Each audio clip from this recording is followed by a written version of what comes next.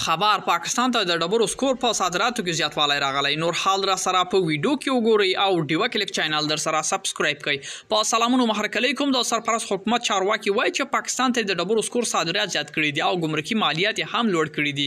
دا غواړي چې له بهرنیو مرستو پرته افغانستان د معدنونو استخراج لار ډېرې عواید ترلاسه کړي. د مالی وزارت ویان احمد ولی حقمل ویلي په تیرو شپږو میاشتو کې د ډبرو سکور صادرات لارې 14 میلیونه افغانۍ په ارزښت عواید ترلاسه کړي.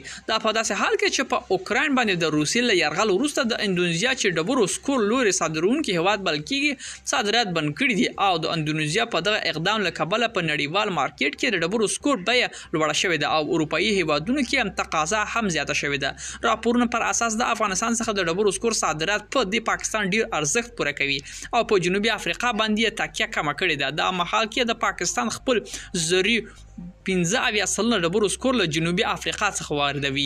ملګرو دا به زموږ چمتو شوی ویډیو که ستاسو دې ویډیو په اړه کوم نظر پیشنهاد لري موږ سره په کومنټونو کې شریک کړئ او د لا خپلو ویډیوګانو لپاره له موږ سره پاتې شئ. تر بیا ښې چارې.